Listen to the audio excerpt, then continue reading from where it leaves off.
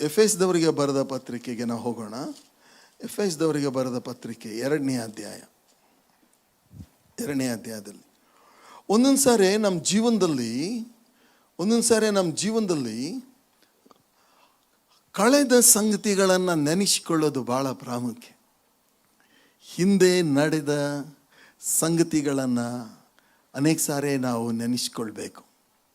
ಹಾಗೆ ಪೌಲ ಸಹ ಬರೀತಾನೆ ಎಫೆಸದವರಿಗೆ, ಪೂರ್ವದಲ್ಲಿ ನೀವು ಹೇಗಿದ್ದೀರಿ ಅದನ್ನು ಸ್ವಲ್ಪ ನೆನಪು ಮಾಡಿಕೊಳ್ರಿ. ಪೂರ್ವದಲ್ಲಿ ಹೇಗೆ ಇದ್ದೀರಿ, ಹೌ ಯು ವೇರ್ ಬಿಫೋರ್, ನೀವು ನಿಮ್ಮ ಪೂರ್ವ ಸ್ಥಿತಿ ಹೇಗಿತ್ತು ಅಂತ ಅವನು ಹೇಳ್ತಾನೆ. ಅದನ್ನು ನಾವು ಈ ವಾಕ್ಯದಲ್ಲಿ ನಾವು ನೋಡ್ತೇವೆ. ಎಫೆಸದವರಿಗೆ ಬರೆದ ಪತ್ರಿಕೆ 2ನೇ ಅಧ್ಯಾಯ 1ನೇ ವಚನ.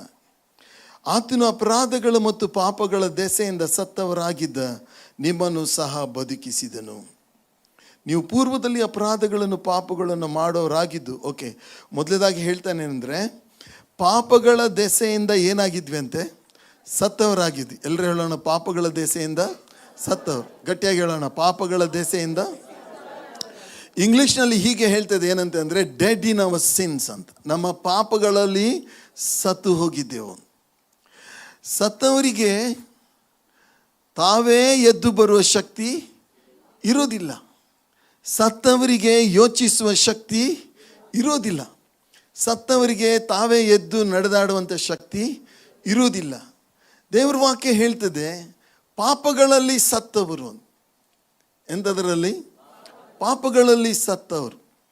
ಅನೇಕರಿಗೆ ಪಾಪ ಮಾಡ್ತೀವಂತ ಅನಿಸೋದೇ ಇಲ್ಲ. ಯಾಕಂದರೆ ಅವ್ರು ಏನಾಗಿದ್ದಾರೆ? ಸತ್ತು ಹೋಗಿದ್ದಾರೆ. ಅದಕ್ಕೆ ಇಂಗ್ಲೀಷಲ್ಲಿ ಹೇಳ್ತಾರೆ ಡೆಡ್ ಕಾನ್ಷಿಯನ್ಸ್ ಅಂತ. ಎಂಥ ಕಾನ್ಷಿಯನ್ಸ್? Dead conscience. ಕೆಲವ್ರಿಗೆ ಮೊದಲು ಪಾಪ ಮಾಡುವಾಗ ಸ್ವಲ್ಪ ಹೇಸಿಕೆ, ಭಯ ಆಗುತ್ತೆ. ಮುಂದೆ ಪಾಪ ಮಾಡೋದು ಅವ್ರಿಗೆ ರೂಢಿ ಆಗಿಬಿಡುತ್ತೆ. ಮುಂದೆ ಪಾಪ ಮಾಡೋದು ಅವರಿಗೆ ರೂಢಿ ಆಗಿಬಿಡುತ್ತೆ. ಪಾಪಗಳಲ್ಲಿ ಪೌಲ ಹೇಳ್ತಾನೆ, ಎಫೆಸದವರೇ, ನೀವು ಮೊದಲು ಪಾಪದಲ್ಲಿ ಸತ್ತವರಾಗಿದ್ರಿ. ಸತ್ತವರಿಗೆ ಮುಖ್ಯವಾಗಿ ಬೇಕಾಗಿದ್ದು ಏನು? ಜೀವ. ಸತ್ತವರಿಗೆ ಮುಖ್ಯವಾಗಿ ಬೇಕಾಗಿರೋದು ಜೀವ. ಯೇಸು ಸ್ವಾಮಿ ಬಂದದ್ದೇ ಏನಕ್ಕೆ? ಜೀವ ಕೊಡೋಕ್ಕೆ. ಯೇಸು ಸ್ವಾಮಿನೇ ಹೇಳ್ತಾರೆ, ನಾನೇ ಮಾರ್ಗವು ಸತ್ಯವೂ ಜೀವವೂ ಆಗಿದೆ. ಯೇಸು ಸ್ವಾಮಿ ಒಂದು ಮಾತು ಹೇಳಿದರು. ಏನಂತ ಹೇಳಿದ್ರೆ, ಲಾಜರ್ ನೋಡ್ರಿ ಸತ್ತು ಅವನನ್ನು ಒಂದು ಗವಿಯಲ್ಲಿ ಇಟ್ಟಿದ್ರು, ಸಮಾಧಿಯಲ್ಲಿ ಇಟ್ಟಿದ್ರು. ಅವನಿಗೆ ಪೂರ್ತಿ ಬಟ್ಟೆಯಿಂದ ಕಟ್ಟಿ ಅವನನ್ನು ಒಳಗೆ ಇಟ್ಟಾಗ ಲಾಜರ್ ಕೇಳಿದ್ದು ಒಂದೇ ಒಂದು, ಯೇಸು ಸ್ವಾಮಿಯ ಸ್ವರ. ಯೇಸು ಸ್ವಾಮಿಯ ಸ್ವರ ಏನು ಹೇಳಿತ್ತು ಅಂತ ಹೇಳಿದ್ರೆ, ಲಾಜರ್ನೇ ಎದ್ದು ಬಾ. ಲಾಜರ್ನೇ ಎದ್ದು ಬಾ ಅಂತ ಹೇಳಿದಾಗ ಲಾಜರ್ ಎದ್ದು ಬಂದುಬಿಟ್ಟ. ಹಾಗಾದರೆ ಇವತ್ತು ಪಾಪದೊಳಗೆ ಸತ್ತು ಹೋದಂಥ ನಮಗೆ ಬೇಕಾಗಿರೋದೇನು ಅಂತ ಹೇಳಿದ್ರೆ ಯೇಸುವಿನ ಸ್ವರ. ಓಕೆ, ಯೇಸುವಿನ ಸ್ವರ ಇದರಲ್ಲಿದೆ. ಪೌಲ ಹೇಳ್ತಾ ಇದ್ದಾನೆ ಎಫೆಸದವರಿಗೆ. ಇವತ್ತು ಪಾಸ್ಟರ್ ನವೀನ್ ಹೇಳ್ತಾ ಇದ್ದಾರೆ ಒಂದೇ ಮಾರ್ಗ ಸಭೆಯವರಿಗೆ. ಆಮೆನ್. ಒಂದೇ ಮಾರ್ಗ ಸಭೆಯವರೇ, ನೀವು ಒಂದು ಕಾಲ ಪಾಪದಲ್ಲಿ ಸತ್ತು ಹೋಗಿದ್ರಿ. ಆದರೆ ಇವತ್ತು ನೆನೆಸಿಕೊಳ್ಳ್ರಿ, ನೀವೇನಾಗಿದ್ದೀರಿ? ಬದುಕಿದ್ದೀರಿ. Amen, hallelujah. ಸತ್ತವರಿಗೆ ಕಣ್ಣು ಕಾಣುವುದಿಲ್ಲ, ನಿಮಗೆ ಕಣ್ಣು ಕಾಣ್ತದೆ. ಸತ್ತವರಿಗೆ ನಡೆಯೋಕ್ಕೆ ಕಾಲಲ್ಲಿ ಶಕ್ತಿ ಇಲ್ಲ, ಆದರೆ ಇವತ್ತು ನಿಮಗೆ ಬಲ ಇದೆ. ಇವತ್ತು ದೇವರು ನಿಮಗೆ ಜೀವ ಕೊಟ್ಟಿದ್ದು ಏನಕ್ಕೆ ಅಂತ ಹೇಳಿದ್ರೆ ಅವರಿಗಾಗಿ ಜೀವಿಸೋದಕ್ಕೆ. ಎಫೆಸದವರಿಗೆ ಅವನು ಏನು ಹೇಳ್ತಾ ಇದ್ದ ಅಂದರೆ, ನೀವು ಸತ್ತು ಹೋಗಿದ್ದೀರಿ ಒಂದು ಕಾಲದಲ್ಲಿ. ಇವತ್ತು ಜೀವ ಕೊಟ್ಟಿರೋದು ದೇವರು ಯಾಕೆ ಅಂತ ಹೇಳಿದ್ರೆ ಅವರಿಗಾಗಿ ಜೀವಿಸೋದಕ್ಕಾಗಿ. ಹಲ್ಲೆಲೂಯ. ನಾವು ಕೇವಲ ನಮಗಾಗಿ ಜೀವಿಸುವುದಿಲ್ಲ, ನಾವು ಕ್ರಿಸ್ತನಿಗಾಗಿ ಜೀವಿಸ್ತೇವೆ. ನಾನಂತೂ ಜೀವಿಸುವುದಂದರೆ ನನಗೆ ಕ್ರಿಸ್ತನೇ, ಸಾಯುವುದು ಲಾಭವೇ. ಬದುಕಿದರೂ ಸತ್ತರೂ ನಾನು ಕ್ರಿಸ್ತನವನೇ ಅಂತ ಪೌಲ ಹೇಳ್ತಾನೆ. ಪ್ರಿಯ ಸಹೋದರ ಸಹೋದರಿ, ಫಸ್ಟು ಎಫೆಸದವರಿಗೆ ಪೌಲ ಹೇಳ್ತಾ ಇರುವಂಥ ಮೊದಲನೇ ಮಾತೇನಂತ ಹೇಳಿದ್ರೆ, ನಿಮ್ಮ ಪೂರ್ವ ಸ್ಥಿತಿ ಏನಾಗಿತ್ತು ಅಂತ ಹೇಳಿದ್ರೆ ನೀವು ಸತ್ತವರಾಗಿದ್ರಿ. ಎಲ್ಲರೂ ಹೇಳೋಣ, ನಾನು ಸತ್ತವನಾಗಿದ್ದೆ, ಈಗ ನಾನು ಬದುಕಿದ್ದೀನಿ. ಹಲ್ಲೆಲೂಯ. ನಮ್ಮನ್ನು ಬದುಕಿಸಿದವರು ಯಾರಂತ ಹೇಳಿದ್ರೆ, ಯೇಸು ತನ್ನ ಮರಣದ ಮೂಲಕ, ಜೀವ ಕೊಡುವುದರ ಮೂಲಕ ನಮ್ಮೊಳಗೆ ಜೀವವನ್ನು ತುಂಬಿ ಇವತ್ತು ನಾವು ಜೀವಿಸುವಂಥವ್ರು ಮಾಡಿದ್ದಾರೆ. ಸತ್ತವರ ಹೆಸರು ಜೀವಬಾಧ್ಯರ ಪಟ್ಟಿಯಲ್ಲಿ ಬರೆದಿರುವುದಿಲ್ಲ. ಸತ್ತವರ ಹೆಸರು ಜೀವಬಾಧ್ಯರ ಪಟ್ಟಿಯಲ್ಲಿ ಬರೆದಿರುವುದಿಲ್ಲ. ಯಾರು ಸತ್ತವರೊಳಗಿಂದ ಎದ್ದು ಬಂದಿದ್ದಾರೋ ಅವರ ಹೆಸರು ಮಾತ್ರ ಜೀವಬಾಧ್ಯರ ಪಟ್ಟಿಯಲ್ಲಿ ಬರೆದಿದೆ. ನೀವು ಸತ್ತು ಹೋಗಿದ್ರಿ ಒಂದು ಕಾಲಕ್ಕೆ, ಇವತ್ತು ನೀವು ಸತ್ತರೊಳಗಿಂದ ಎದ್ದು ಬಂದಿದ್ದೀರಿ ಅಂದರೆ ಮರಣವು ಇನ್ನು ಮೇಲೆ ನಿಮ್ಮ ಮೇಲೆ ದೊರೆತನ ಮಾಡುವುದೇ ಇಲ್ಲ. ಹಲ್ಲೆಲೂಯ. ಮರಣವೇ ನುಂಗಿಯೇ ಹೋಯಿತು. ಎಲ್ಲಿದೆ ಅದು ವಚನ? 1 ಕೊರಿಂಥನ 2 ಕೊರಿಂಥ 5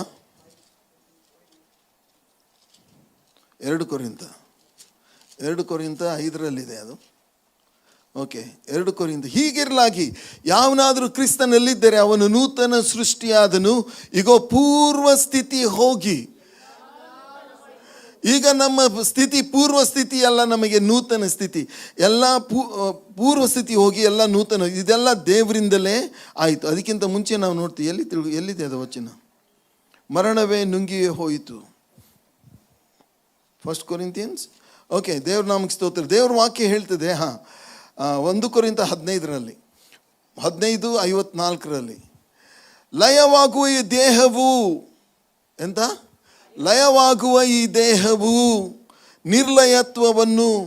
ನಿರ್ಲಯವತ್ವವನ್ನು ಧರಿಸಿಕೊಂಡಾಗ, ಮರಣಾಧೀನವಾಗಿರುವ ಈ ದೇಹವು ಅಮರತ್ವವನ್ನು ಧರಿಸಿಕೊಂಡಾಗ ಬರೆದಿರುವ ಮಾತು ನೆರವೇರುವುದು. ಆ ಮಾತು ಏನಂದರೆ, ಮರಣವು ನುಂಗಿಯೇ ಹೋಯಿತು, ಜಯವಾಯಿತು ಎಂಬುದೇ.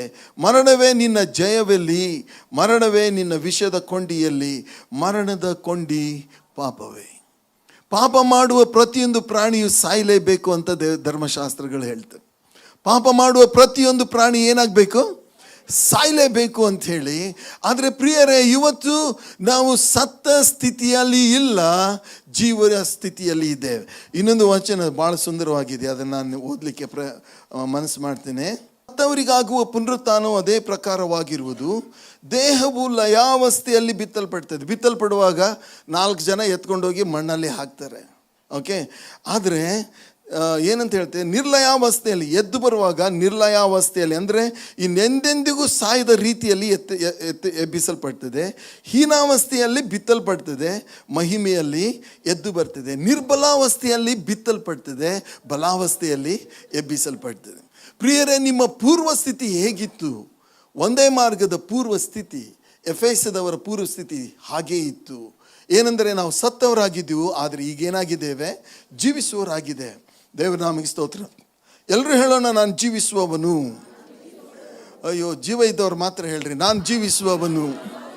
ನನ್ನೊಳಗೆ ಜೀವ ಇದೆ, ಕ್ರಿಸ್ತನಿಗಾಗಿ ನಾನು ಜೀವಿಸ್ತೇನೆ. ಓಕೆ, ಇದು ಮೊದಲನೇ ಒಂದು ಸಂಗತಿ. ಎರಡನೇ ಸಂಗತಿ, ನಿಮ್ಮ ಪೂರ್ವ ಸ್ಥಿತಿಯನ್ನು ನೆನಪು ಮಾಡಿಕೊಳ್ಳ್ರಿ ಅಂತ ಪೌಲ ಎಫೆಸದವರಿಗೆ ಬರೀತಾನೆ. ಅದು ಎಲ್ಲಿ ನಾವು ನೋಡ್ತೇವೆ ಅಂತ ಹೇಳಿದ್ರೆ 2ನೇ ವಚನದಲ್ಲಿ, ನೀವು ಪೂರ್ವದಲ್ಲಿ ಅಪರಾಧಗಳನ್ನು ಪಾಪಗಳನ್ನು ಮಾಡೋರಾಗಿದ್ದು ಇಹಲೋಕಾಚಾರಕ್ಕೆ ಅನುಸಾರವಾಗಿ ನಡ್ಕೊಂಡಿರಿ. ಹೇಗೆ ನಡ್ಕೊಂಡ್ರಿ ಅಂತ ಹೇಳಿದ್ರೆ, ಇಹಲೋಕಾಚಾರಕ್ಕೆ ಅನುಸಾರವಾಗಿ. ಎಲ್ಲರೂ ಹೇಳೋಣ, ಇಹಲೋಕಾಚಾರ. ಪ್ರಿಯರೇ, ಇಹಲೋಕಾಚಾರ ಬೇರೆ, ನಮ್ಮ ಆಚಾರ ಬೇರೆ. ನಾನು ಯಾವಾಗಲೂ ನಿಮ್ಗೆ ಹೇಳಿದ ಒಂದು ಉದಾಹರಣೆ ಏನಂತ ಹೇಳಿದ್ರೆ, ಸಮುದ್ರದ ತೆರೆಗಳು ಜೋರಾಗಿ ದೊಡ್ಡ ದೊಡ್ಡ ತೆರೆಗಳು ಬರ್ತಾ ಇರ್ತವೆ. ಸತ್ತ ಮೀನು ತೆರೆಗಳ ಜೊತೆಗೆ ಹೋಗ್ತದೆ. ದೊಡ್ಡ ಮೀನು ಇರ್ಬೋದು, ಸತ್ತಿರೋ ಮೀನು, ಅದು ತೆರೆಗಳ ಗುಂಟ ಹೋಗ್ತದೆ. ಸಣ್ಣ ಮೀನು ಒಂದು ಅರ್ಧ ಅಡಿ ಮಾತ್ರ ಇರ್ತದೆ, ತೆರೆಗಳನ್ನು ಎದುರಿಸಿ ಹೋಗ್ತದೆ. ಆಮೆನ್. ಹಾಗಾದರೆ ನಿಮ್ಮೊಳಗೆ ಜೀವ ಇರುವುದಾಗಿದ್ದರೆ, ನೀವು ಲೋಕ ಆಚಾರ ಪದ್ಧತಿಗಳನ್ನು, ಲೋಕವನ್ನು ಅನುಸರಿಸುವವರಲ್ಲ, ನೀವು ದೇವರನ್ನು ಅನುಸರಿಸುವರು. ಲೋಕದ ಸಂಗತಿಗಳಿಗೆ ವಿರುದ್ಧವಾಗಿ ನಾವು ಹೋಗುವಂಥವ್ರು. ಹಲ್ಲೆಲೂಯ. ಲೋಕದಲ್ಲಿ ಓಕೆ, ಯಾಕೆ ಪಾಸ್ಟ್ರೇ ಯಾಕೆ ನಾವು ಲೋಕದ ಪ್ರಕಾರ ನಾವು ನಡಿಬಾರ್ದು? ನಮ್ಮಲ್ಲಿ ಕೆಲವು ಜನ ಹಿರಿಯರು ಹೇಳೋದು ಕೇಳಿದ್ದೀನಿ ಅಂದರೆ, ಎಲ್ಲರೂ ಮಾಡ್ತಾರಪ್ಪ ನೀನು ಮಾಡು. ಎಲ್ಲರೂ ಮಾಡೋದಂಗೆ ನಾವು ಮಾಡಬೇಕಾ? ಎಲ್ಲರೂ ಮಾಡೋದು ಸರಿನಾ? ಎಲ್ಲರೂ ಯಾವ ದಿಕ್ಕಿನಲ್ಲಿ ಹೋಗ್ತಾರೆ ಅದೇ ದಿಕ್ಕಿನಲ್ಲಿ ನಾವು ಹೋಗಬೇಕು. ಯೇಸು ಸ್ವಾಮಿ ನಮಗೆ ಹಾಗೆ ಕಳಿಸಿಲ್ಲ. ಯೇಸು ಸ್ವಾಮಿ ಸತ್ಯವನ್ನು ಅನುಸರಿಸುವುದಕ್ಕೆ ನಮಗೆ ಕಲಿಸಿದ್ದಾರೆ. Amen, hallelujah. ನಾನು ಚಿಕ್ಕವನು, ನಾನು ಕಾಲೇಜಲ್ಲಿ ಇರಬೇಕಾದ್ರೆ ನನಗೆ ಎಷ್ಟೊಂದು ಜನ ಫ್ರೆಂಡ್ಸ್ಗಳಿದ್ರು. ಆ ಫ್ರೆಂಡ್ಸ್ಗಳೆಲ್ಲ ಐಶ್ವರ್ಯವಂತರು. ಅವರೆಲ್ಲ ಹೇಳ್ತಾ ಇರೋ ಮಾತುಗಳೇ ಬೇರೆ. ದೇವ್ರ ನಾಮಕ್ಕೆ ಸ್ತೋತ್ರ, ದೇವ್ರನ್ನೊಟ್ಟಿಗೆ ಬೇಗ ಮಾತಾಡಿದರು. ನಾನು ಅವರ ಸ್ನೇಹ ಬಿಟ್ಟೆ, ನಾನು ಕರ್ತನ ಸ್ನೇಹ ಮಾಡಿದೆ. ಅದಕ್ಕೆ ಇವತ್ತು ನಾನು ಆಶೀರ್ವಾದ ಹೊಂದಿದ್ದೇನೆ. ಹಲ್ಲೆಲೂಯಾ. ಲೋಕದಲ್ಲಿ ಏನಿದೆ? 1 ಯೋಹಾನ 2:15, 1 ಯೋಹಾನ 2:15, ಲೋಕವನ್ನಾಗಲಿ ಲೋಕದಲ್ಲಿರುವಗಳನ್ನಾಗಲಿ ಪ್ರೀತಿಸಬೇಡ್ರಿ. ದೇವರ ವಾಕ್ಯ ಏನು ಹೇಳ್ತದೆ? ಲೋಕವನ್ನಾಗಲಿ. ನೋಡ್ರಿ, ಸಭೆಯನ್ನು ದೇವರು ಲೋಕದಲ್ಲಿ ಇಟ್ಟಿದ್ದಾರೆ. ಇದು ಸಭೆ ಲೋಕದಲ್ಲಿ ಇದೆ. ಆದರೆ ಲೋಕನ ಸಭೆಯೊಳಗೆ ತರಬೇಡ್ರಿ. ಲೋಕವನ್ನು ಸಭೆಯೊಳಗೆ ತರಬೇಡ್ರಿ. ಲೋಕದಲ್ಲಿ ದೇವರು ಸಭೆಯನ್ನು ಇಟ್ಟಿದ್ದಾರೆ, ಆದರೆ ಲೋಕವನ್ನು ಸಭೆಯೊಳಗೆ ತರಬೇಡ್ರಿ. ಲೋಕದಲ್ಲಿರುವಂಥ ಕತ್ತಲು, ಲೋಕದಲ್ಲಿರುವಂಥ ಎಲ್ಲ ಥರವಾದಂಥ ಕೆಟ್ಟತನ, ಲೋಕದಲ್ಲಿರುವಂಥ ಹವ್ಯಾಸಗಳು, ಚಟಗಳು ಸಭೆಯಲ್ಲಿ ಬೇಡ. ನಾವು ಬೇರೆಯಾಗಿ ಜೀವಿಸುವುದಕ್ಕೆ ಕರೆಯಲ್ಪಟ್ಟವರು. ಹಲ್ಲೆಲೂಯಾ. ಕೆಲವ್ರಿಗೆ ಏನು ಹವ್ಯಾಸ ಇದೆ ಅಂದರೆ, ಅದು ಇರಲಿ, ಹೇಳ್ರಿ, ಚೆನ್ನಾಗಿ ಹೇಳ್ತೀರಿ, ಅದು ಇರಲಿ. ಇನ್ನೊಮ್ಮೆ ಹೇಳ್ರಿ, ಅದು ಇರಲಿ. ಒಂದು ಕಡೆ ಯುದ್ಧ ನಡೆದಿತ್ತಂತೆ. ವೈರಿಗಳೆಲ್ಲ ಹಸಿರು ಬಟ್ಟೆ ಹಾಕಿದ್ರಂತೆ, ಇವರೆಲ್ಲ ಕೆಂಪು ಬಟ್ಟೆ ಹಾಕಿದ್ರಂತೆ. ಒಬ್ಬ ಯೋಚನೆ ಮಾಡಿದಂತೆ, ನನಗೆ ಹೆಂಗೂ ಸಾಯಕ್ಕೆ ಇಷ್ಟ ಇಲ್ಲ, ನಾನು ಕೆಂಪಂಗಿ ಗ್ರೀನ್ ಪ್ಯಾಂಟ್ ಹಾಕ್ಕೊಂಡು ಹೋಗ್ತೀನಿ ಅಂತ. ಈ ಕಡೆಯಿಂದನೂ ಗುಂಡು ಹೊಡೆದ್ರಂತೆ, ಆ ಕಡೆಯಿಂದನೂ ಗುಂಡು ಹೊಡೆದ್ರಂತೆ. ನನಗೆ ಲೋಕನೂ ಬೇಕು, ದೇವ್ರು ಬೇಕನ್ನೋರು ಬೇಗ ಸಾಯ್ತಾರೆ. ಸ್ವಾಮಿ ಒಂದು ಮಾತು ಹೇಳಿದರು, ನೀವು ತಣ್ಣಗೂ ಅಲ್ಲ ಬೆಚ್ಚಗೂ ಅಲ್ಲ, ನೀವು ಉಗುರು ಬೆಚ್ಚಗಾಗಿರೋದ್ರಿಂದ ನಿಮ್ಮನ್ನು ಏನು ಮಾಡ್ತೇನೆ, ಕಾರಿ ಬಿಡ್ತೀನಿ ಅಂತ. ಗಟ್ಟಿಯಾಗಿ ದೇವರನ್ನು ಹಿಡ್ಕೊಳ್ಳೋಣ, ಇಲ್ಲವೇ ಲೋಕವನ್ನು ಹಿಡ್ಕೊಳ್ಳೋಣ. ಲೋಕವನ್ನು ಪ್ರೀತಿಸಬೇಡ್ರಿ ಅಂತ ನಮ್ಮ ಸ್ವಾಮಿ ಹೇಳ್ತಾರೆ. ಪ್ರಿಯರೇ, ಲೋಕವನ್ನು ಪ್ರೀತಿಸಬೇಡ್ರಿ ಅಂತ ಹೇಳಿದ್ದಾರೆ. ಯಾಕೆ ಅಂತಲೂ ಹೇಳ್ತಾರೆ. ಯಾವನಾದರೂ ಲೋಕವನ್ನು ಪ್ರೀತಿಸಿದರೆ ತಂದೆಯ ಮೇಲಣ ಪ್ರೀತಿಯು ಅವನಲ್ಲಿ ಇಲ್ಲ. ಲೋಕದಲ್ಲಿ ಏನಿದೆ? ಲೋಕದಲ್ಲಿರುವ ಶರೀರದ ಆಶೆ, ಕಣ್ಣಿನ ಆಶೆ, ಬದುಕು ಬಾಳಿನ ಡಂಬ, ಈ ಮೊದಲಾದವುಗಳೆಲ್ಲವೂ ತಂದೆಯಿಂದ ಹುಟ್ಟದೆ ಲೋಕದಿಂದ ಹುಟ್ಟಿದವುಗಳಾಗಿವೆ. ಅಲ್ಲಿಗೆ ನಿಲ್ಲಿಸಲ್ಲ. ನೋಡ್ರಿ, ಏನಂತೆ? ಕಣ್ಣಿನ ಆಶೆ, ಶರೀರದ ಆಶೆ. ನಮ್ಮ ಜನ ಏನಂದರೆ ತಿನ್ನಬೇಕು. ಹುಟ್ಟಿದ್ದೇನಕ್ಕೆ?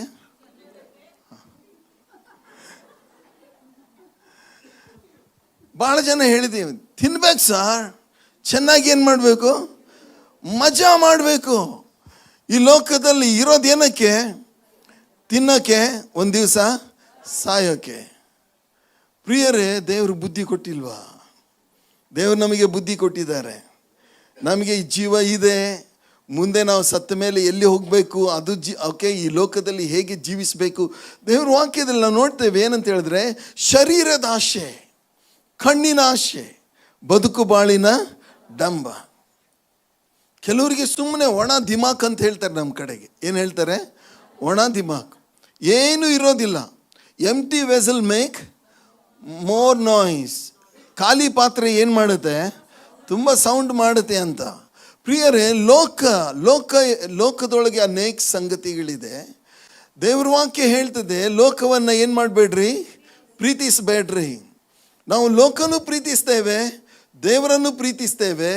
ಎಫೆಸದವರೇ ಹಾಗೆ ನೀವು ಮಾಡಬೇಡ್ರಿ ಅಂತ ಪೌಲ ಎಫೆಸದವರಿಗೆ ಹೇಳ್ತಾ ಇದ್ರೆ, ಇವತ್ತು ಪಾಸ್ಟರ್ ನವೀನ್ ಒಂದೇ ಮಾರ್ಗಕ್ಕೆ ಹೇಳ್ತಾ ಇದ್ದಾರೆ. ಏನಂದರೆ, ಲೋಕವನ್ನಾಗಲಿ ಲೋಕದಲ್ಲಿರುವುಗಳನ್ನಾಗಲಿ ಪ್ರೀತಿಸಬೇಡ್ರಿ.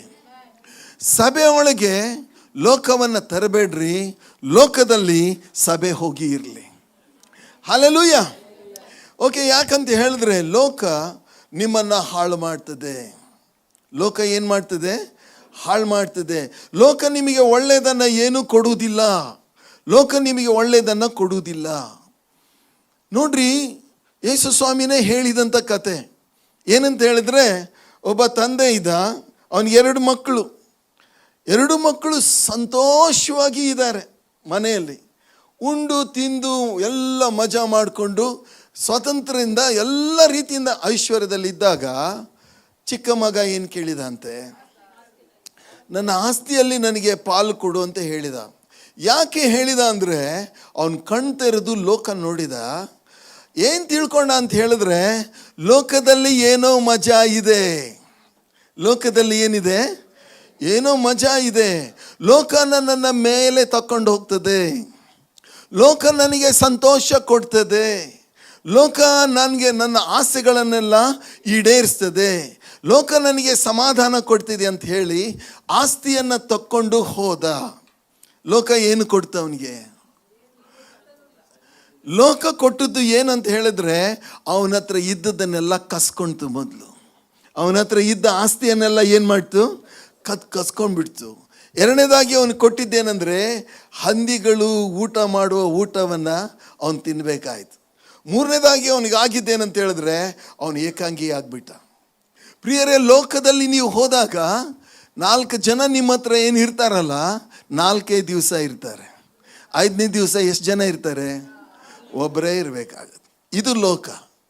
ಲೋಕವನ್ನಾಗಲಿ ಲೋಕದಲ್ಲಿರುವುಗಳನ್ನಾಗಲಿ ಪ್ರೀತಿಸಬೇಡ್ರಿ. ನಮ್ಮ ದೇವರೇ ಹೇಳಿದ್ದಾರೆ. ಯೇಸುಸ್ವಾಮಿ ಹೇಳಿರೋ ಇನ್ನೊಂದು ಮಾತನ್ನು ನಾವು ನೋಡ್ಕೊಂಡು, ಯೋಹಾನ್ ಬರೆಸುವಾರ್ತೆ 15ರಲ್ಲಿ ಯೇಸುಸ್ವಾಮಿ ಏನು ಹೇಳ್ತಾರೆ? 15-17 ನೀವು ಒಬ್ಬರನ್ನೊಬ್ಬರು ಪ್ರೀತಿಸಬೇಕೆಂತಲೇ ಇವುಗಳನ್ನು ನಿಮಗೆ ಆಜ್ಞಾಪಿಸುತ್ತೇನೆ. ಲೋಕವು ನಿಮ್ಮ ಮೇಲೆ ದ್ವೇಷ ಮಾಡುವುದಾದರೆ ಅದು ಮೊದಲು ನನ್ನ ಮೇಲೆ ದ್ವೇಷ ಮಾಡಿತೆಂದು ತಿಳ್ಕೊಳ್ಳಿರಿ. ನೀವು ಲೋಕದ ಕಡೆಯವರಾಗಿರುತ್ತಿದ್ದರೆ ಲೋಕವು ನಿಮ್ಮ ಮೇಲೆ ತನ್ನವರೆಂದು ಮಮತೆ ಇಡುತ್ತಿತ್ತು. ನೀವು ಲೋಕದವರಾಗಿದ್ದರೆ ಲೋಕದವರು ನಿಮಗೇನು ಮಾಡ್ತಾರೆ? ಪ್ರೀತಿ ಮಾಡ್ತಾರೆ. ನೋಡ್ರಿ, ಅದೇನೋ ಗೊತ್ತಿಲ್ಲ, ಒಂದು ಊರಿಗೆ ಒಬ್ಬ ಡ್ರಗ್ಸ್ ತಗೊಳ್ಳೋವನು ಅಥವಾ ಕುಡಿಯೋವನು ಬೇರೆ ಊರಿಂದ ಬೆಂಗಳೂರಿಗೆ ಬಂದ ಅಂತ ತಿಳ್ಕೊಳ್ರಿ. 1 ತಿಂಗಳೊಳಗೆ ಅವನಿಗೆ ಫ್ರೆಂಡ್ಸ್ಗಳು ಸಿಗ್ತಾರೆ. ಅವರೆಲ್ಲ ಯಾರು? Same party. ಅದು ಹೆಂಗೆ ಗೊತ್ತಿಲ್ಲ ನನಗೆ.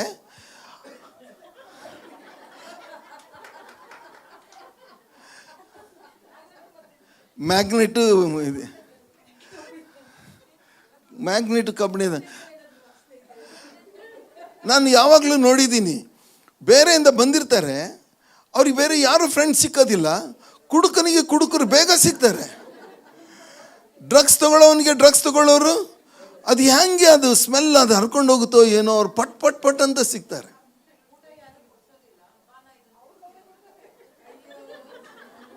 ನಿನಗೆ ಹೆಂಗೆ ಗೊತ್ತು?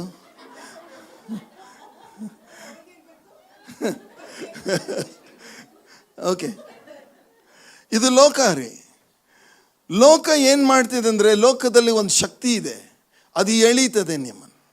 ಅಲ್ಲಿ ಕಣ್ಣಿಂದ ನಾವು ನೋಡ್ತೀವಲ್ಲ, ಅದು ಎಳೀತದೆ. ನಿಮಗೆ ಸೈತಾನ ಕೇಳ್ತಾನೆ, ಅವರೆಲ್ಲ ಮಾಡ್ತಾರೆ, ನೀನು ಯಾಕೆ ಮಾಡಬಾರ್ದು? ಅವರೆಲ್ಲ ಮಾಡ್ತಾರೆ, ನೀನು ಯಾಕೆ ಮಾಡಬಾರ್ದು? ಇವತ್ತು ಲೋಕ ನಮ್ಮನ್ನು ಎಳೀತದೆ.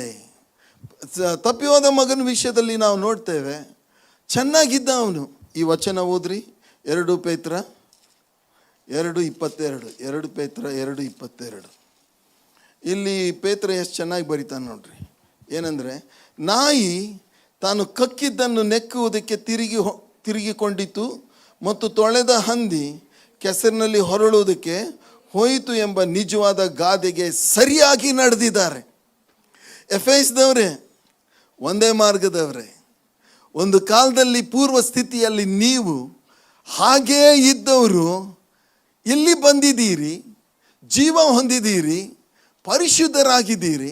ಯೇಸು ನಿಮ್ಮನ್ನು ಶುದ್ಧಿ ಮಾಡಿದ್ದಾರೆ, ತನ್ನ ರಕ್ತದಿಂದ ಶುದ್ಧಿ ಮಾಡಿದ್ದಾರೆ. ಶುದ್ಧರಾದವರು ತಿರುಗಿ ಆ ನಾಯಿ ಕಕ್ಕಿದ್ದನ್ನೇ ತಿನ್ನುವಂಥ ಸ್ಥಿತಿಗೆ ಹೋಗಬೇಡ್ರಿ. ಅದನ್ನು ಇವತ್ತು ದೇವರು ನಮ್ಮೊಟ್ಟಿಗೆ ಹೇಳ್ತಾ ಇರೋದು. ಲೋಕ ಎಳೀತದೆ, ಲೋಕದಲ್ಲಿ ಕತ್ತಲೆ ಇದೆ, ಲೋಕದಲ್ಲಿ ಅಟ್ರಾಕ್ಷನ್ ಇದೆ. ಇದು ಸೈತಾನಿಗೆ ಚೆನ್ನಾಗಿ ಗೊತ್ತದೆ. ಅವನು ಏನು ಮಾಡಿದ ಅಂತ ಹೇಳಿದ್ರೆ, ಬರೀ ನಿಮ್ಮನ್ನು ಮಾತ್ರ ಮೋಸ ಮಾಡ್ತಾ ಇಲ್ಲ ಅವನು, ಯೇಸು ಸ್ವಾಮಿಗೆ ಗಾಳ ಹಾಕಕ್ಕೆ ಹೋಗಿದ. ನೋಡಿ ತೋರಿಸ್ಲ ನಿಮಗೆ, ಮತ್ತಾಯನ ಬರೆದ ಸುವಾರ್ತೆ 4ನೇ ಅಧ್ಯಾಯ 8ನೇ ವಚನ. ಬಳಿಕ ಸೈತಾನನು ಆತನನ್ನು ಬಹಳ ಎತ್ತರವಾದ ಬೆಟ್ಟಕ್ಕೆ ಕರ್ಕೊಂಡು ಹೋಗಿ ಪ್ರಪಂಚದ ಎಲ್ಲ ರಾಜ್ಯಗಳನ್ನು ಅವುಗಳ ವೈಭವಗಳನ್ನು ಆತನಿಗೆ ತೋರಿಸಿ, ನೀನು ನನಗೆ ಸಾಷ್ಟಾಂಗ ನಮಸ್ಕಾರ ಮಾಡಿದರೆ ಇವುಗಳನ್ನೆಲ್ಲ ನಿನಗೆ ಕೊಡುವೆನು. ಬಹುಶಃ ಬುರ್ಜ್ ಖಲೀಫಾಕ್ಕೆ ಕರ್ಕೊಂಡು ಹೋಗಿರ್ಬೇಕು. ಪ್ರಿಯ ಸಹೋದರ ಸಹೋದರಿ, ಇಡೀ ಲೋಕ ಉಂಟು ಮಾಡಿದಂಥ ಸರ್ವಶಕ್ತನಾದ ಯೇಸುವಿಗೆ ಸೈತಾನ ಮೋಸ ಮಾಡಲಿಕ್ಕೆ ಹೋದ ಪ್ರಿಯರೇ.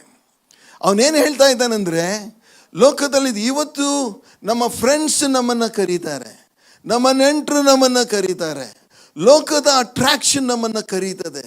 ಅವರೆಲ್ಲ ಎಷ್ಟು ಚೆನ್ನಾಗಿದ್ದಾರೆ, ನಮಗೆ ಹೇಗೆ ಕಾಣುತ್ತೆ ಅವರು? ಯಾರೂ ಚೆನ್ನಾಗಿಲ್ಲ. ಅವ್ರು ಹೇಗೆ ಕಾಣ್ತಾರಂದರೆ ಎಲ್ಲ ತೋರಿಸ್ಕೊಡ್ತಾರೆ. ಒಂದು ಸಾರಿ ನಮ್ಮ ಚರ್ಚ್ ಕೆಳಗೆ ನಾವು ಬ್ಯಾಪ್ಟಿಸಮ್ ಟ್ಯಾಂಕ್ ಮಾಡಿದ್ದೀವಲ್ಲ, ಅದ್ರ ಮೇಲೆಲ್ಲ ನಾವು ಕಟ್ಟಿಗೆ ಹಾಕಿದ್ದೀವಿ. ಒಳ್ಳೆ ನಂದಿ ಕಟ್ಟಿಗೆ ನಮ್ಮ ಊರಿಂದ ತಗೊಂಡು ಬಂದು ಹಾಕಿದ್ದೆ, ಪ್ಲ್ಯಾಂಕ್ಸ್ ಎಲ್ಲ. ಒಂದು ಸಾರಿ ಏನಕ್ಕೋ ಸೈಡಲ್ಲಿ ಸ್ವಲ್ಪ ಮಣ್ಣು ಕಂಡಿತ್ತು. ನಾನು ಇದೇನು ಮಣ್ಣು ಕಾಣ್ತಿದೆ ಅಂತ ಪ್ಲ್ಯಾಂಕ್ ಎತ್ತಕ್ಕೆ ಹೋದರೆ ಎಲ್ಲ ಪಳ ಪಳ ಪಳ ಮುದ್ದು ಕೆಳಗೆ ಬಿದ್ದು. ಯಾಕೆ ಹೇಳ್ರಿ? ಗೆದ್ದಲು ಹತ್ತಿದ್ದು. ಈ ಜನ ನೋಡೋಕ್ಕೆ ಒಳ್ಳೆ ನಂದಿ ಕಟ್ಟಿಗೆ ಕಂಡಂಗೆ ಕಾಣ್ತಾರೆ, ಒಳಗೆಲ್ಲ ಗೆದ್ದಲು ಹತ್ಕೊಂಡವ್ರು. ಒಳಗೆಲ್ಲ ಏನು ಹತ್ತಿದೆ? ಗೆದ್ದಲು ಹತ್ತಿದೆ. ಪ್ರಿಯರೇ, ನೀವು ಕ್ರಿಸ್ತನ ಬಳಿಗೆ ಬಂದಿದ್ದೀರಲ್ಲ, ನಿಮ್ಮೊಳಗೆ ಗೆದ್ದಲಿಲ್ಲ, ದೇವರ ಶಕ್ತಿ ಇದೆ. ಹಲ್ಲೆಲೂಯಾ. ನಾಶ ಮಾಡುವ ಸಂಗತಿಗಳನ್ನು ಯೇಸು ಶಿಲುಬೆ ಮೇಲೆ ನಾಶ ಮಾಡಿ ನಿಮ್ಮನ್ನು ಇವತ್ತು ಲೋಕದಿಂದ, ನೋಡ್ರಿ ಆ ಮಾತು ಹೇಳ್ತಾರೆ ಇಲ್ಲಿ ಯೇಸು ಸ್ವಾಮಿ, ಅದೇ ಯೋಹಾನ್ ಬರೆದ ಸುವಾರ್ತೆ 15ನೇ ಅಧ್ಯಾಯದಲ್ಲಿ ಯೇಸು ಸ್ವಾಮಿ ಹೇಳ್ತಾರೆ, ನಿಮ್ಮನ್ನು ಕರೆದಿದ್ದಾರೆ ಅವರು. ಏನಂತ ಹೇಳ್ತಾರೆ? 18ನೇ ವಚನದಿಂದ, ಲೋಕವು ನಿಮ್ಮ ಮೇಲೆ ದ್ವೇಷ ಮಾಡುವುದಾದರೆ ಅದು ಮೊದಲು ನನ್ನ ಮೇಲೆ ದ್ವೇಷ ಮಾಡಿತೆಂದು ತಿಳ್ಕೊಳ್ಳಿರಿ. ನೀವು ಲೋಕದ ಕಡೆಯವರಾಗಿರುತ್ತಿದ್ದರೆ ಲೋಕವು ನಿಮ್ಮ ಮೇಲೆ ತನ್ನವರೆಂದು ಮಮತೆ ಹಿಡಿತಿತ್ತು. ಆದರೆ ನೀವು ಲೋಕದ ಕಡೆಯವರಲ್ಲದೆ ಇರುವುದರಿಂದಲೂ ನಾನು ನಿಮ್ಮನ್ನು ಲೋಕದೊಳಗಿಂದ ಆರಿಸಿಕೊಂಡಿದ್ದೇನೆ. ನಾನು ನಿಮ್ಮನ್ನು ಏನು ಮಾಡಿದ್ದೇನೆ? ಎಲ್ಲಿಂದ?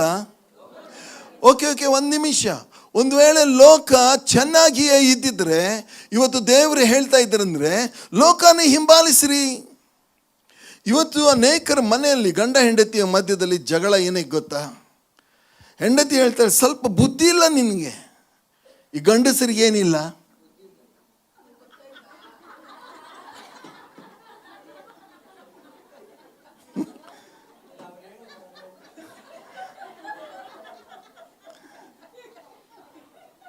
ಮುಂದೆ ಕೇಳ್ರಿ. ಗಂಡಸರಿಗೆ ಬುದ್ಧಿ ಇಲ್ಲ. ಅವ್ರನ್ನ ಸ್ವಲ್ಪ ನೋಡ್ರಿ. ಮೊನ್ನೆ ಅವ್ರು ಜಾಯ್ನ್ ಆಗಿದ್ದಾರೆ ಕೆಲಸಕ್ಕೆ, ಅವ್ರ ಮನೆ ಮುಂದೆ ಕಾರ್ ನಿಂತಿದೆ, ನೀವು ನೋಡಿ. ಅವಳು ಕೊರಳು, ಯಾಕೆ ಅವ್ರ ಕೊರಳು ಅವ್ರ ಮನೆ ಮುಂದಿಂದ ಇವ್ರು ನೋಡ್ತಾರೆ ನನಗೆ ಗೊತ್ತಿಲ್ಲ. ಅವಳು ಕೊಳ್ಳಾಗ ನೋಡಿದ್ರ, ಅವ್ರ ಬಟ್ಟೆ ನೋಡಿದ್ರ, ಅವ್ರ ಕಾರ್ ನೋಡಿದ್ರ? ಯಾಕಪ್ಪ ನೋಡ್ತೀರಿ? ನೋಡಕ್ಕೆ ನಿಮಗೆ ಬೇರೆ ಯಾವುದೂ ಇಲ್ವಾ?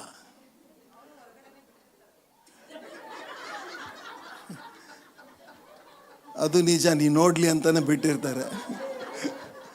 ನೀ ನೋಡ್ತೀಯ?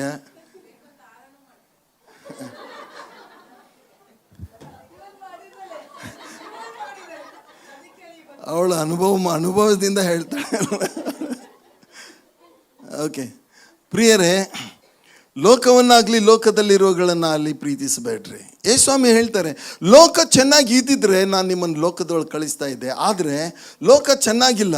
ಲೋಕ ನಿಮಗೆ ಮೋಸ ಮಾಡುತ್ತೆ, ಲೋಕ ನಿಮ್ಮನ್ನು ಹಾಳು ಮಾಡುತ್ತೆ, ಲೋಕ ನಿಮ್ಮನ್ನು ಹಂದಿ ತಿನ್ನುವ ಊಟಕ್ಕೆ ನಿಮ್ಮನ್ನು ನಡೆಸ್ತದೆ, ಲೋಕ ನಿಮ್ಮನ್ನು ಏಕಾಂಗಿಯನ್ನಾಗಿ ಮಾಡುತ್ತೆ, ಲೋಕ ನಿಮ್ಮನ್ನು ಕೆಳಗೆ ಒಯ್ಯುತ್ತೆ, ನಿಮ್ಮನ್ನು ಮೇಲೆ ಒಯ್ಯುವುದಿಲ್ಲ ಅಂತ ಯೇಸು ಸ್ವಾಮಿಗೆ ಗೊತ್ತಿರುವ ಕಾರಣ ಯೇಸ್ವಾಮಿ ಹೇಳ್ತಾರೆ, ಲೋಕದಿಂದ ನಾನು ನಿಮ್ಮನ್ನು ಆರಿಸ್ತಕೊಂಡಿದ್ದೀನಿ. ನೀವು ನನ್ನನ್ನು ಆರಿಸ್ತಕೊಂಡಿಲ್ಲ, ನಾನೇ ನಿಮ್ಮನ್ನು ಆರಿಸ್ತಕೊಂಡಿದ್ದೀನಿ. ಎಫೆಸದವರೇ, ಒಂದೇ ಮಾರ್ಗದವರೇ, ತಿರುಗಿ ಲೋಕಕ್ಕೆ ಹೋಗಬೇಡ್ರಿ. ನಾಯಿ ಕಕ್ಕಿದ್ದನ್ನೇ ತಿನ್ನುವುದಕ್ಕೆ ತಿರುಗಿ ಹೋಯ್ತೆಂಬ ಗಾದೆಗೆ ಸರಿಯಾಗಿ ನಾವು ಇರುವುದು ಬೇಡ. ಹಲ್ಲೆಲೂಯ. ಪ್ರಿಯರೇ, ಒಬ್ಬ ಅರಸ, ಅವನು ಮಾರುವೇಷ ಹಾಕ್ಕೊಂಡು ರಾತ್ರಿ ಎಲ್ಲ ಗಸ್ತು ತಿರುಗ್ತಾ ಇರಬೇಕಾದ್ರೆ ಒಬ್ಬ ಹೆಂಗಸು ಲೇಟ್ ನೈಟ್ ಭಿಕ್ಷೆ ಬೇಡ್ತಾ ಇರೋದನ್ನ ನೋಡಿ ಅವನಿಗೆ ಭಾಳ ಬೇಸರ ಆಯ್ತಂತೆ. ಮರುದಿನ ಶಿಷ್ಯರಿಗೆ ಹೇಳಿದಂತೆ, ಸೇವಕರಿಗೆ ಹೇಳಿದಂತೆ, ಹೋಗಿ ಅವಳನ್ನ ಕರ್ಕೊಂಡು ಬನ್ನಿರಿ. ಅವಳನ್ನು ಕರ್ಕೊಂಡು ಬಂದು ಅವಳಿಗೊಂದು ಒಳ್ಳೆ ಮನೆ ಕೊಟ್ಟು, ಹಾಸಿಗೆ ಕೊಟ್ಟು, ಊಟ ಕೊಟ್ಟರು. ಒಂದು 6 ತಿಂಗಳಾದಮೇಲೆ ಅರಸ ಕೇಳಿದ, ಹೇಗಿದ್ದಾಳೆ ಅವಳು ಅಂತ. ಸೇವಕರು ಬಂದು ಹೇಳಿದರು, ಯಾಕೋ ಸೊರಗಿ ಬಿಟ್ಟವಳೆ,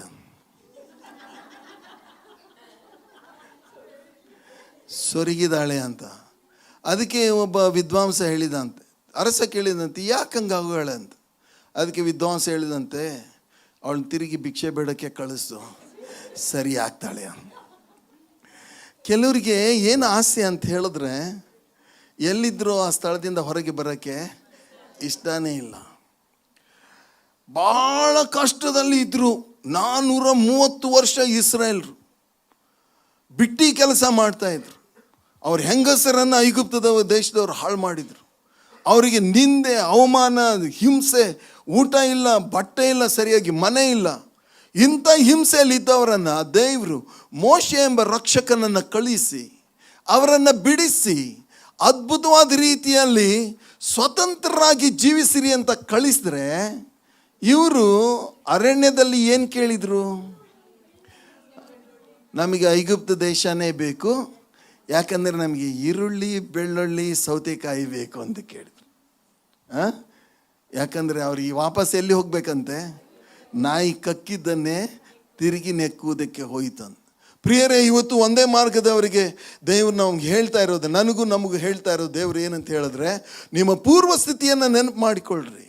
ನೀವು ಲೋಕದಲ್ಲಿ ಇದ್ದೀರಿ, ಲೋಕದಿಂದ ಎತ್ತಿ ನಾನು ನಿಮ್ಮನ್ನು ತಕ್ಕೊಂಡು ಬಂದಿದ್ದೀನಿ.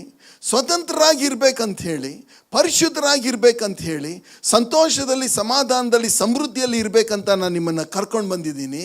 ಅದರಲ್ಲಿ ನೀವು ಮುಂದುವರಿಯಿರಿ ಅಂತ ನಮ್ಮ ದೇವರು ಇವತ್ತು ನಮಗೆ ಹೇಳ್ತಾ ಇದ್ದಾರೆ.